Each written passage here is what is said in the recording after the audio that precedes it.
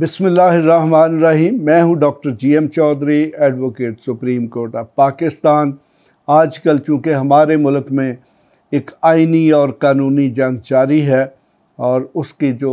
Worst यानी कि बुरी तरीन सूरत है वो ये है कि मुल्क के जो बड़े बड़े सियासी लीडर्स हैं उन पर मुकदमात दर्ज किए जा रहे हैं। हमारे मुल्क में ऐसे भी वाक़यात हुए हैं कि जब बड़े बड़े जो सियासी लीडर हैं उनके ख़िलाफ़ भैंस चोरी, बकरी चोरी या और इस किस्म के छोटे छोटे मुकदमात जो हैं वो दर्ज करवाए गए। यकीनन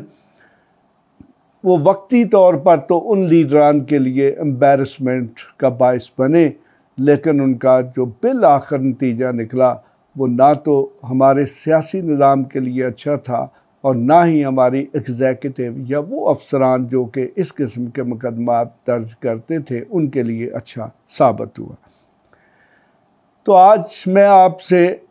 अब चूँकि हमारे मुल्क में एक रीत चल निकली है कि जो भी ऊंची बोलेगा, जो भी आवाज़ उठाएगा तो उसके ख़िलाफ़ मुकदमा दर्ज कर दिया जाएगा। ये डिक्टेटरशिप्स या फिर जो फाशिस्ट स्टेट्स होती हैं उनमें ऐसे किया जाता है और पाकिस्तान अपनी तारीख़ में बहुत सारे ऐसे अदवार से गुज़र चुका है। लेकिन आज मैं हैरान हूँ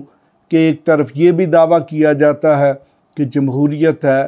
पार्लियामेंट है, अदालतें आज़ाद हैं, तो फिर ये जो मुकदमात दर्ज हो रहे हैं ये किसके कहने पर हो रहे हैं और इनके जो नताइज हैं इनको कल कौन भुगतेगा।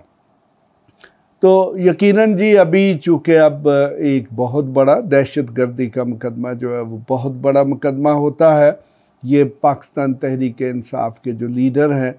उन पर दर्ज हो चुका है, जो कि एक संगीन किस्म का मुकदमा है जिसकी सज़ा जो है वो 6 माह से लेकर सज़ाए मौत या लाइफ इम्प्रिजनमेंट और फ़ाइन या जायदाद की ज़ब्ती की सूरत में हो सकती है। तो यकीनन ये एक संगीन जुर्म है जिसकी ज़मानत भी नहीं होती। अब सवाल ये पैदा होता है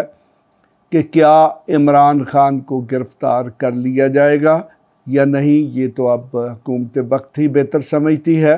अगर तो ये मुकदमा दर्ज रहेगा तो फिर यकीनन पुलिस को गिरफ़्तारी भी करनी पड़ेगी।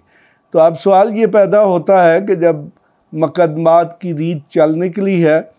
तो इमरान खान जो तकरीरें करते हैं या मुख्तलिफ रैलीज़ में ख़िताब करते हैं, जो प्रेस कॉन्फ्रेंसेस करते हैं, तो उनसे और कौन कौन से मुकदमात दर्ज हो सकते हैं। तो मैंने दोबारा से जो पाकिस्तान पीनल कोड है, मजमूआ ताज़ीरात पाकिस्तान है, उसको मैंने पढ़ा है। तो पढ़ने के बाद मुझे तो ये अंदाज़ा हुआ है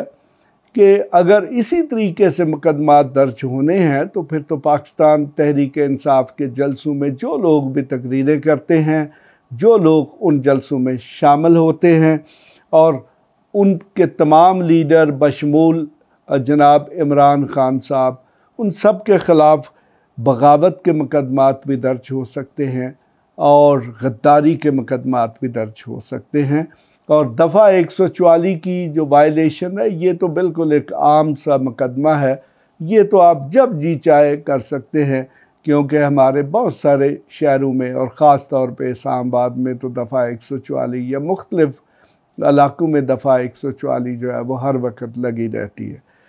तो अब ये जो रस्म है, ये जो रीत है, इसमें यकीनन इसके जो स्टेक होल्डर्स हैं उन सब को इसके नताइज तो भुगतने पड़ेंगे, लेकिन पाकिस्तान की जो तबाह हाल मईशत है उसमें अगर सियासी जमातों के दरमियान और मुख्तलिफ़ हुकूमतों के दरमियान कन्फ्लिक्ट, कशमकश या तसादम होता है तो उसके बड़े संगीन नताइज निकलेंगे। तो अब मेरे ख़्याल में जनाब इमरान खान साहब को और उनके पार्टी के दूसरे लीडरान को और जलसों में शामिल होने वालों को तैयार रहना चाहिए कि कम अज़ कम जो वफाकी हुकूमत है यानी कि इस्लामाबाद कैपिटल टेरिटरी तक जो महदूद है वो उनके ख़िलाफ़ गद्दारी, बगावत, कार सरकार में मदाखलत, राइटिंग, दफ़ा 144 की ख़िलाफ़ वर्जी या और बहुत सारे जो ज़िमन हैं या दफ़ात हैं उनके तहत मुकदमात दर्ज कर सकती है। लेकिन मैं समझता हूँ कि इस वक्त जो वफाकी हुकूमत है उसकी आलमोस्ट 50 to 60% कैबिनेट जो है उन पर तो पहले से ही मुकदमात दर्ज है। तो उन्होंने ये जो रस्म शुरू कर दी है, अगर इसका जवाब सूबों से आया तो फिर यकीनन सूबा पंजाब में पीटीआई की हुकूमत है, केपीके में पीटीआई की हुकूमत है, तो वहाँ पर जो इन जमातों के लीडर्स हैं उन पर फिर 780A जो है वो पंजाब गवर्नमेंट भी जानती है, 780A केपी की गवर्नमेंट को भी पता है, पीपीसी और जो मुख्तलिफ़ किस्म के कवानीन हैं उनका भी उन गवर्नमेंट्स को भी पता है। तो फिर यकीनन ये इन मुकदमात का जवाब मुकदमात की सूरत में ही आएगा। तो नतीजा क्या होगा कि सियासी जमातों के दरमियान तसादम बढ़ेगा और उस तसादम का नतीजा ये भी निकल सकता है कि मुल्क का आइनी निज़ाम जो है, जमहूरी निज़ाम जो है, उसको लपेट दिया जाए या एक बहुत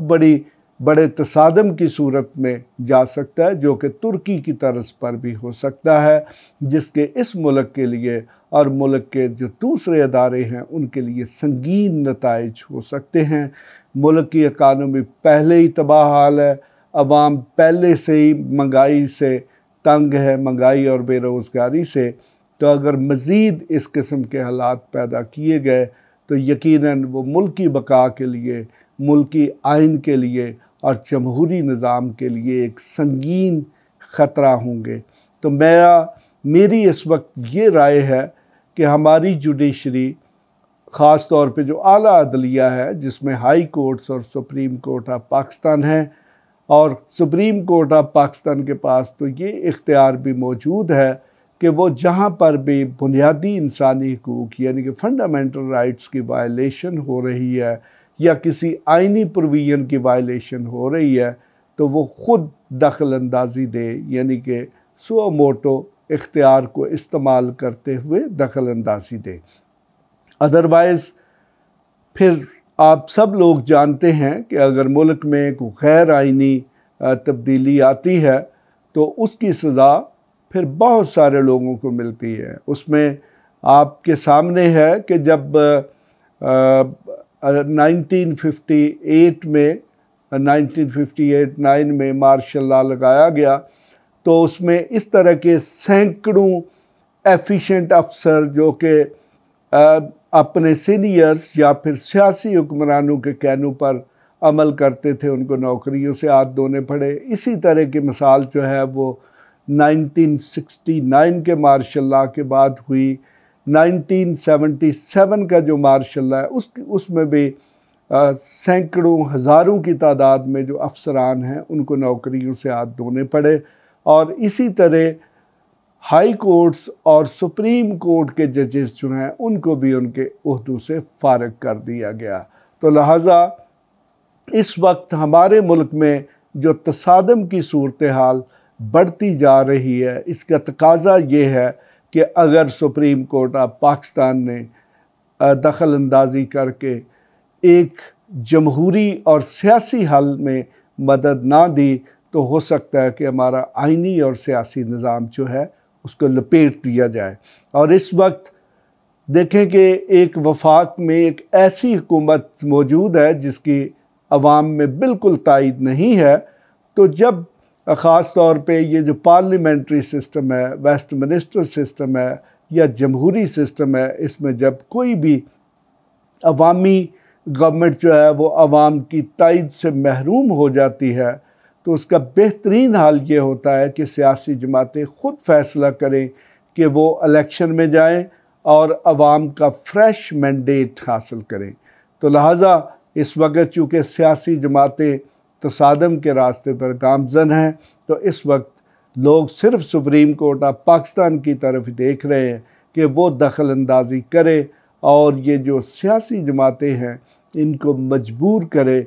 कि वो इलेक्शन में जाएं ताकि एक वाज़े मेजॉरिटी अक्सरियत वाली हुकूमत बने जो कि मुल्की मामलात जो हैं उनका हल कर सके। तो अगर ये तसादम की सूरत जारी रही ये मुकदमात का सेशन चलता रहा तो फिर यकीनन इसके नताइज जो हैं मुल्क के लिए, जमहूरियत के लिए, आइन के लिए और हमारे अदालती निज़ाम के लिए संगीन हो सकते हैं। इसके साथ ही मैं इजाज़त चाहता हूँ। खुदा हाफिज़।